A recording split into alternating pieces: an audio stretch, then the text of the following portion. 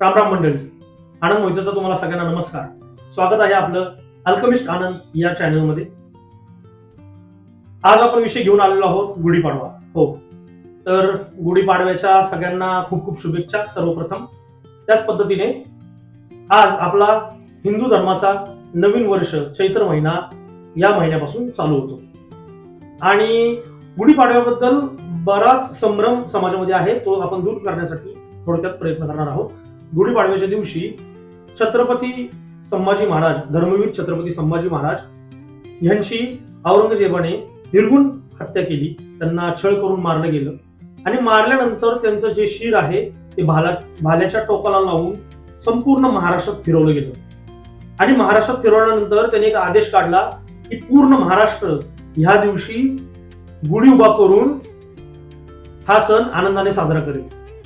आणि अशाच काही अफवांमुळे आपल्या समाजातील, मी बरेच दिवस झाला तर पाहतोय 2-3 वर्ष, की हिंदू समाजातील लोक गुढी उभा करणं आता बंद करतात. जनजागृती आहे, धर्मवीरांबद्दल आपल्या मनातलं प्रेम आणि उठवल्या गेलेल्या अफवा, यामुळे आपण आपला धर्म सोडता कामा नये आणि आपण आपल्या परंपरा बंद पाडता कामा नये, यासाठी मी छोटासा प्रयत्न करतो आणि तुमच्या समोर मला जी माहिती आहे ती माहिती मांडण्याचा प्रयत्न करतो.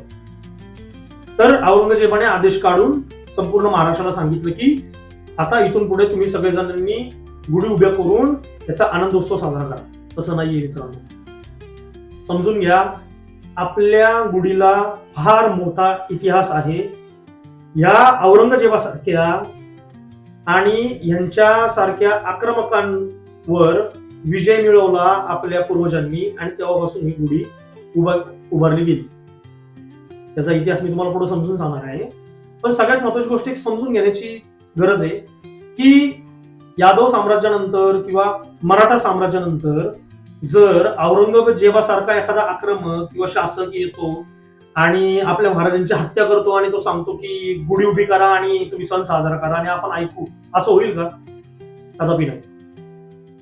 तर त्यामागचा इतिहास असा आहे की शालिवाहन नावाचा राजा जो होता, त्यांनी मध्य आशिया खंडातील जे आक्रमक आले होते त्यांचा पराभव केला होता. जसा की आपले विक्रमादित्य, म्हणजे उज्जैनचे जे राजा होते, उज्जैन नगरीचे विक्रमादित्य राजा जे होते, त्यांनी शालिवाहन राजाच्या, म्हणजे आपलं जे सण चालू होते त्याच्याही 135 वर्षापूर्वीचा त्याचा इतिहास आहे. त्यावेळेस विक्रमादित्य राजांनी पण शकांवर विजय मिळवला होता आणि त्या विजयानंतर त्याने विक्रम संवत चालू केला होता. आणि आता शालिवाहन राजाचा आपण जो शक आहे, इरा आहे, तो साजरा करतो गुढीपाडव्याच्या निमित्ताने.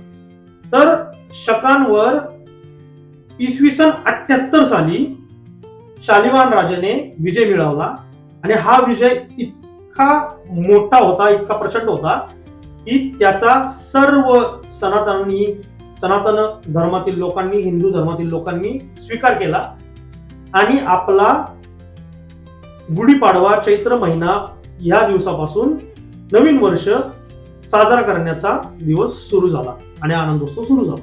याला असा इतिहास आहे. आपल्या संतांनी 750 वर्षांपूर्वी लिहून ठेवलेल्या अभंगांमध्ये पण गुढीपाडव्याचा उल्लेख आपल्याला दिसतो.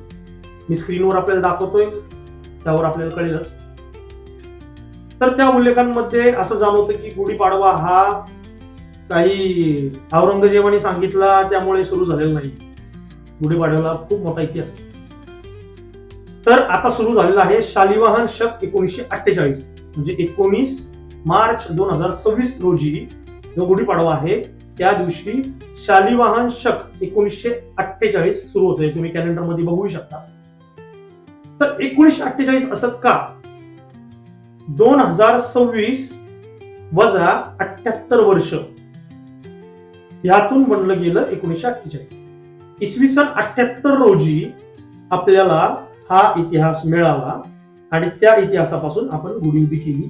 गुढी उभी करून आपण त्यावर सण साजरा करतो आणि आनंदोत्सव साजरा करतो. भारतीय सरकारने 22 मार्च 1957 रोजी याला अधिकृत राष्ट्रीय दिनदर्शिका या वर्षी स्वीकारली. 22 मार्च 1957 ला, म्हणजे नॅशनल कॅलेंडर म्हणून. आपण जे आता पूर्ण ग्लोबली कॅलेंडर जे चालतं ते आपण वापरतो, ते म्हणजे इंग्रजी कॅलेंडर. मराठी कॅलेंडर आपण जे म्हणतो ते 22 मार्च 1957 रोजी भारतीय सरकारने स्वीकारलं. पाडवा हा फार वैज्ञानिक दृष्ट्या पण महत्वाचा समजला गेलेला सण आहे.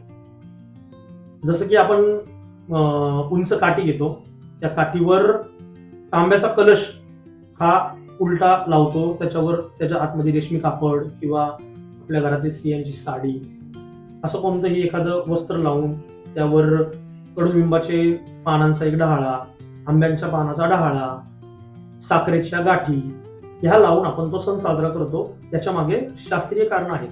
ती कशी काय फार आपल्याला व्हिडिओमध्ये बघायला मिळते इकडे, पण एक असा वैज्ञानिकदृष्ट्या एक सांगितला गेलेला फरक म्हणजे असा की या दिवसात संक्रमण खूप लवकर पसरतं आणि आपण जेव्हा सूर्यामध्ये हे गुढी उभी केल्यानंतर सूर्याची किरण जेव्हा त्या तांब्यावर पडतात, ती पडल्यानंतर त्याचे जे व्हायब्रेशन आपण म्हणतो, ऊर्जा जी निर्माण होते, त्यामुळे संक्रमण कमी होण्यास मदत मिळते. त्याचप्रमाणे कडुलिंबाचा पाला हा पण एक अँटीबायोटिक म्हणून काम करतो, हे आपल्या सगळ्यांना माहिती. तर सिंपल गोष्ट, मुख्य दरवाजाच्या उजव्या हाताला गुढी उभी करावी, ती उंच असावी, त्याला सूर्यकिरण दिसावी, एवढीच फक्त काळजी घ्यायची. दिवस उगवल्यानंतर सकाळी 11 ते 12च्या आतमध्ये आपल्याला गुढी उभी करायची आहे. सायंकाळी आपण जेव्हा गुढी उतरवू त्यावेळेस हळदी कुंकू, एक गुळाचा खडा, त्याला नैवेद्य दाखवून ती गुढी संध्याकाळी 5:30च्या आसपास आपण उतरवायची आहे. ती उतरल्यानंतर तो जो तांब्या आपण त्याच्यावर गडू जो उलटा घातलेला असतो, तो गडू घेऊन त्यात पाणी घ्यायचं, गुळाचा एक खडा घ्यायचा, चिमूटभर जिरं, चिमूटभर ओवा आणि कडुलिंबाच्या पानाच्या आत ज्या बिया असतात, त्या आपण सकाळी प्रसाद म्हणून खातो, त्या बिया त्या मिक्स करायच्या, ते गाळून घ्यायचं पाणी, पुन्हा तांब्याच्या ह्याच्यात घेऊन तो प्रसाद म्हणून सगळ्यांनी पाणी प्यायचं. ते आयुर्वेदिक दृष्ट्या त्याला फार महत्व आहे. आपण गुगलवर सर्च केलं किंवा थोडी माहिती घेतली तर आपल्याला समजेल. तर अशा पद्धतीने हा आपला गुढीपाडवा आहे. कोणताही संभ्रम मनात न ठेवता गुढीपाडवा साजरा करा. भगवा हा त्या दिवशी उभा राहावा का, तर 100% उभा राहावा. छत्रपती शिवाजी महाराजांच्या मराठा साम्राज्य किंवा स्वराज्य जेव्हा सुरू झालं तेव्हापासून गुढीला फार महत्व मिळालं.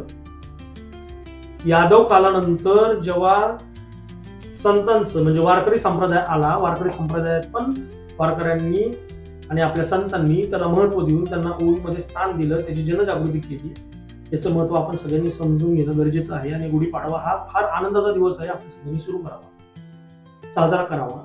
ज्यांनी कोणी काही संभ्रमात येऊन गुढीपाडवा साजरा करणं किंवा गुढी उभी करणं जर बंद केलं असेल तर माझी सगळ्यांना आपल्याला हात जोडून विनंती आहे की गुढी उभी करा.